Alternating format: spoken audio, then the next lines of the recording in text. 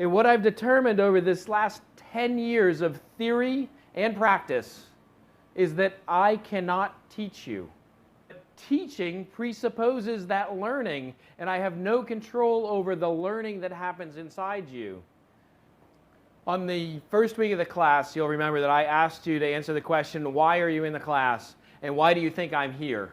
And in that survey, about half of you thought that I was here to teach you. And when I took this job, I have to admit that I thought I was here to teach you. And I've spent a good part of the last 10 years of my life trying to learn how to teach better.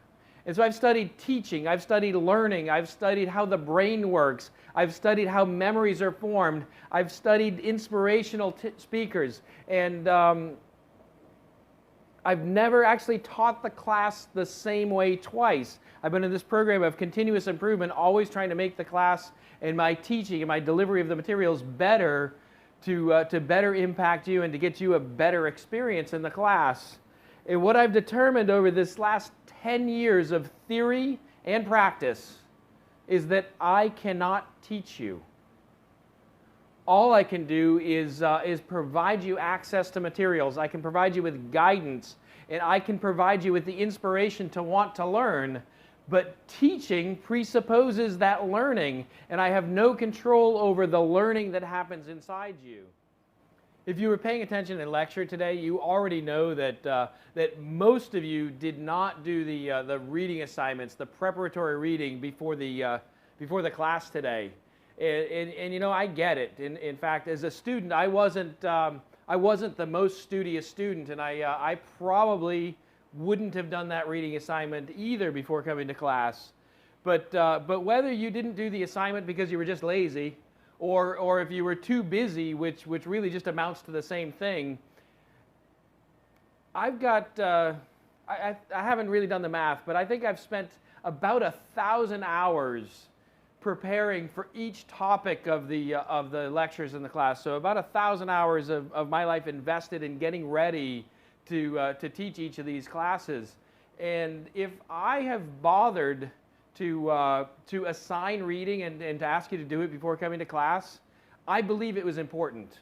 And I believe it's important because it allows us to have a dialogue and an interaction in class that's more than me just spewing knowledge at you, because I guarantee that if I just spew knowledge at you and if I just tell you facts throughout the term, one, you're going to fall asleep if you do come to class, and two, you're probably just not going to come to class anymore because you'll think, well, I can look it up when I do the quiz, or I can look at the video when I do the quiz. And I don't think that anybody gains out of that type of an interaction and that style of learning. I think that does a disservice to all of us.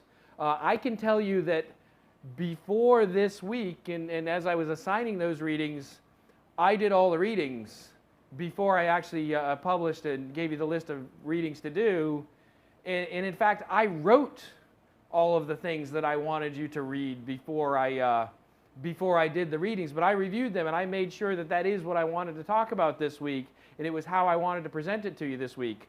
So if you have a problem with the content of the readings, or if you have a problem getting access to some of the readings, please give me that feedback and we'll address those issues. If you're going to not do the reading just because you've got better things to do, or you don't have time to do that, you know, I get it, and that's all right. It's your choice. But please don't complain to me about the collective $9,000 an hour that you guys are paying for my time during the class if you feel that class time wasn't well used, if you haven't previously at least attempted to do the preparatory material. You know, all right, so I'm going to get down off my my high horse. I got to get on Blackboard and make sure that all your quizzes are available to you. Now remember, I want you to do those quizzes together with your group, and all of the assignments for the rest of the term, I want you to work together with your group to do that, with the exception of the comprehensive final in week 7. And don't worry, when that comes out, I'm going to remind you that I want you to do that by yourself. So please work with your group to do the quiz this week. I'm going to put up one additional survey that's about the reading material and about the content of the sort of the class preparation stuff. That's going to be an anonymous survey again, and it will add it. So instead of having 7 surveys that we pick the 5 out of, there'll be 8 surveys that we pick the 5 out of. But I'd like you to go ahead and do that. Give me some feedback about if you did the reading. Give me some feedback about the reading. If you did not do the reading, give me some feedback about why you didn't do that. Because again, I want you guys to come to class. I want you guys to maximize the value that you get out of this class.